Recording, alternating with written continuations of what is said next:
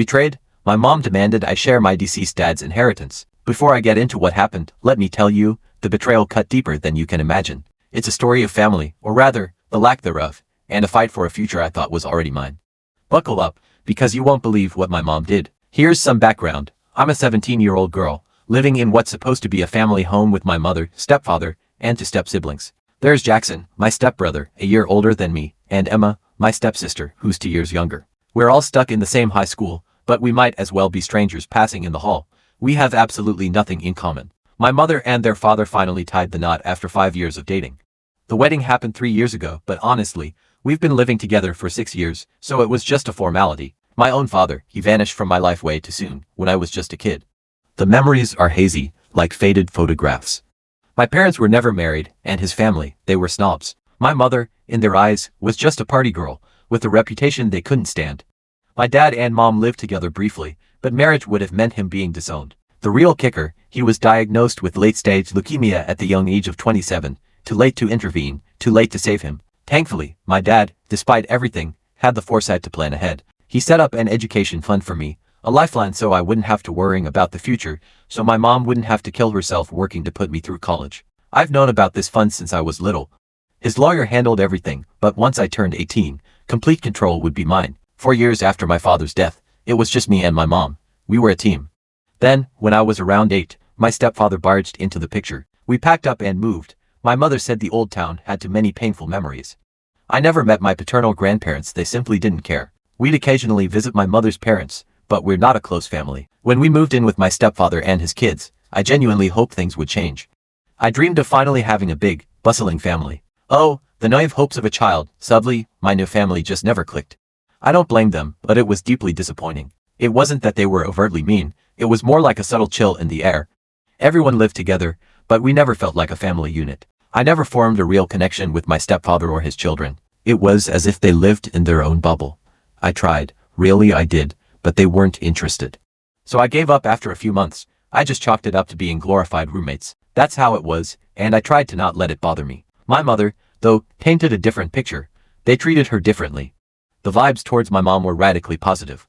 They welcomed her with open arms into their happy family dynamic. I started to suspect that my step-siblings and stepdad were so eager to include my mother while simultaneously sidelining me because my stepdad's ex-wife was a nightmare. I've never met her, but I've heard she was a ruthless gold digger who nearly bankrupted him during their divorce. He had to start over from scratch, and to top it all off, she abandoned her kids shortly after their divorce, leaving my stepfather to raise them alone. Meeting a woman like my mother, someone who seemed to be the polar opposite of his ex-wife, was probably a relief for them all.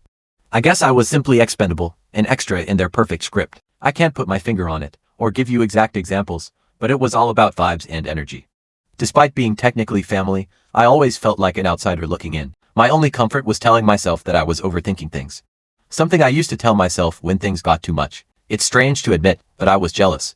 My mother had finally found her people, while I remained on the sidelines, always left behind. I never mentioned it to anyone, it seemed so petty, and I didn't want to make a big deal out of it.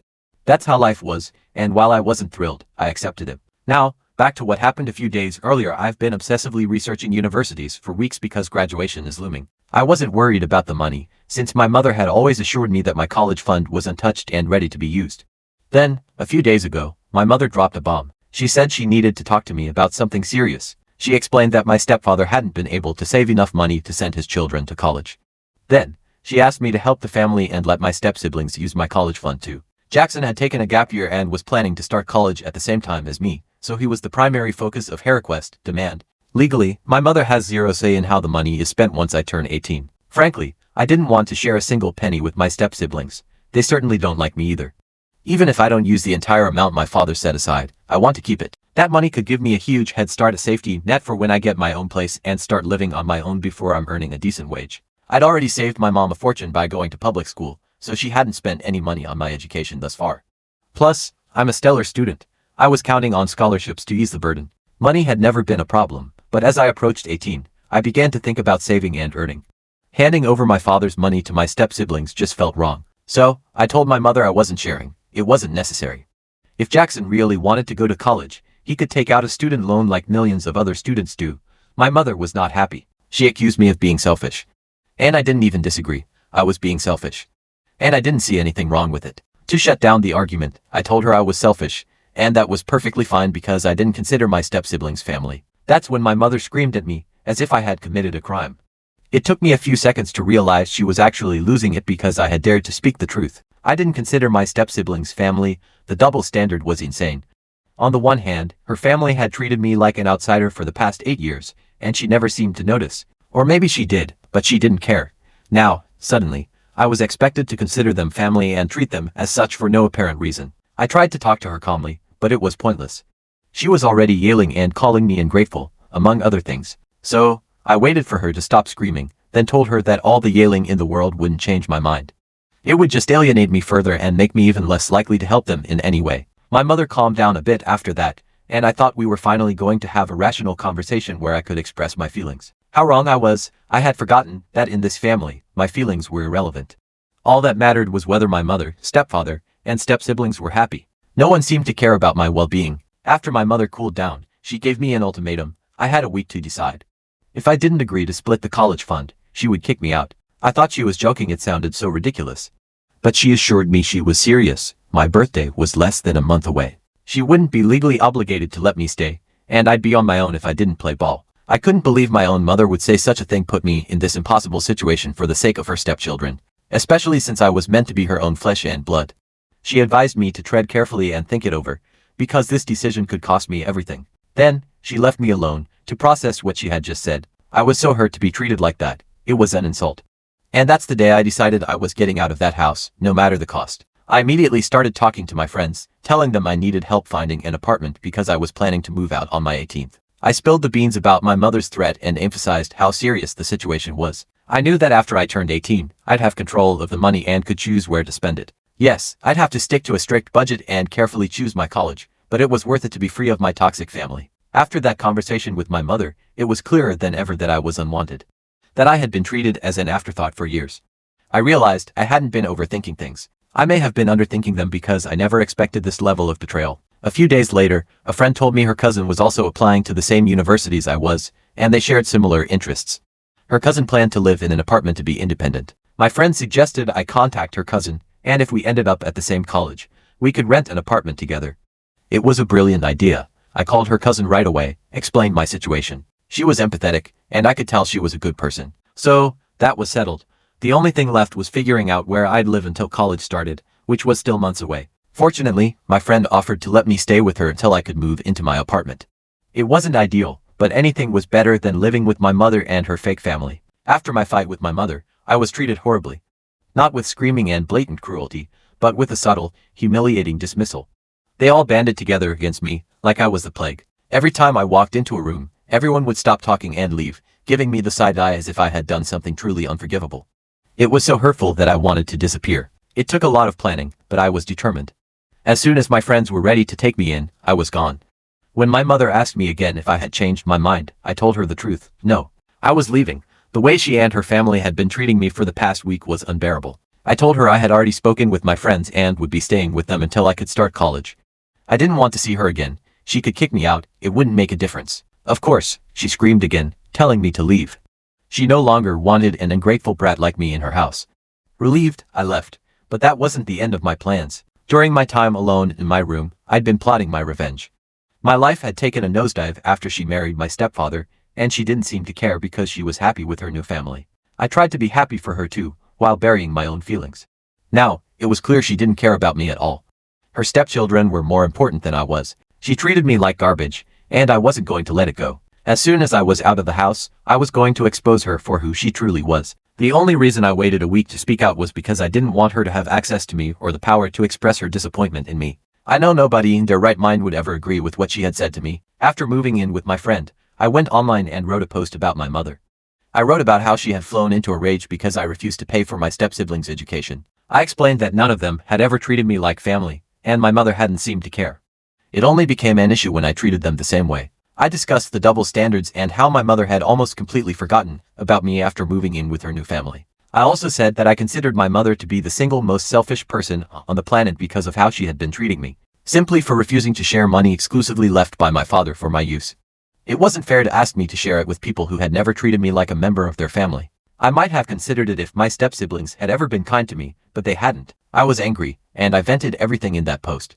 I knew it would have a big impact on my mother, especially because many of her friends and their children followed me on social media. But I didn't care. All I wanted was to get even. To be honest, my mother had always been my sole source of support. Because I only had one parent to rely on, my grandparents were barely in touch. So, my mother's preference for my step-siblings felt like the ultimate betrayal. I was deeply hurt and wanted to express myself without regard for the consequences. So, I made the post, and the results were exactly what I expected. My mother bombarded me with texts, claiming that I had ruined her life because everyone had seen the post, which had been shared countless times. My mother was popular with her friends, so it wasn't surprising that people were looking for an excuse to gossip about her. I played right into their hands. She tried to call me repeatedly, but I didn't answer or respond to any messages. I hoped that writing the post would make me feel better, but her messages just made me feel worse. She was clearly distraught. She said things like she never expected this from me, that she thought she had raised me to be kind and compassionate, and she couldn't believe I was her daughter anymore. Then, she brought out the big guns and told me that if my father were alive and saw this vindictive and malicious side of me, he would be terribly disappointed and would no longer want to be associated with me. That really hit me hard, and I started to feel like I had done something terrible. I began second-guessing everything, which led me here. At this point, I'm not sure if it was right for me to refuse to share my college fund. I'm not sure if I should try to make things right with my mother and the others, but I don't know if I can face them after what I did. But this could also be a tactic to manipulate me, and if it is, it's working.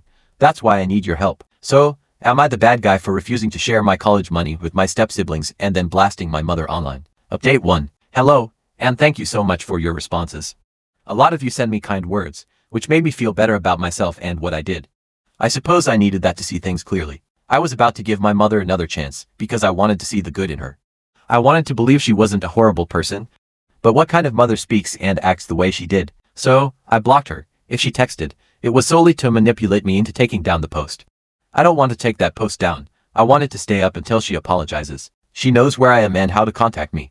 If she doesn't, I'll assume she only cares about her reputation. Update 2. It's been 2 weeks since I moved out. Since that post, I haven't had any contact with my family. I saw Emily a couple of times at school, but she just gave me a dirty look and pretended I didn't exist. I'm not surprised, given that they've been pretending I don't exist for the past 8 years anyway. Anyway, my mother eventually came to see me last night. She arrived with a black plastic garbage bag and dumped it in the living room, claiming it contained all my leftover belongings. Basically, everything I'd managed to shove into my duffel bag before leaving. It felt disrespectful, and even more insulting when she threw everything on the living room floor, leaving me to pick it up. My friend and her parents witnessed this. They weren't happy and even argued with my mother. They told her that given I was her only daughter, she should show me compassion instead of treating me harshly. She didn't take it well. She told them they had no right to criticize her parenting, since they were the ones harboring a delinquent. I almost laughed at that one, but my friend stood up for me, telling my mother off and saying she was glad her parents weren't like mine and had a heart. It escalated into a catfight after that, and my mother stormed off. I was so grateful for my friend and her family.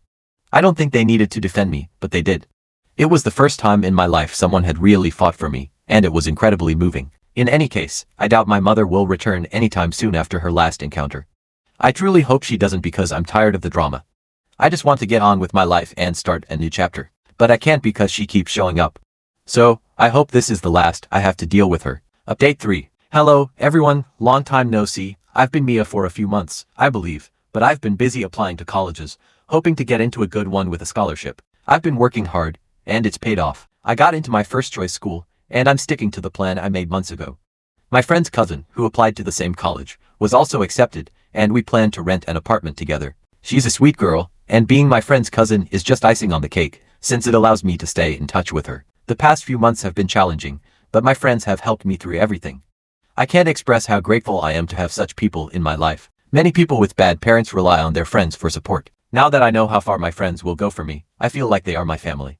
I will always be grateful for everything they've done for me. Seriously, I don't think I could have gotten this far without everyone's help. Even the people here who reached out and said encouraging things to help me get through this. It's bizarre that my mother hasn't texted me once since I moved out. Even though I unblocked her, she hasn't reached out. That's how little I mean to her. But you and my friends advised me to believe in myself because I could accomplish anything. It's funny how strangers on the internet helped me more than my mother ever did. But that's all in the past. I'm looking forward to a fresh start.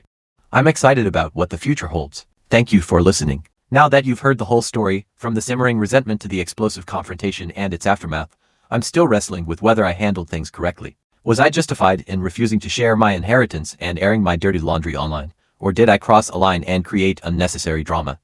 I'm genuinely torn, and your perspective would mean a lot. What do you think? Was I right to protect my future and stand up for myself? Or should I have swallowed my pride and tried to mend fences, even if it meant sacrificing my financial security and emotional well-being? I'm eager to hear your honest opinions, so please share your thoughts.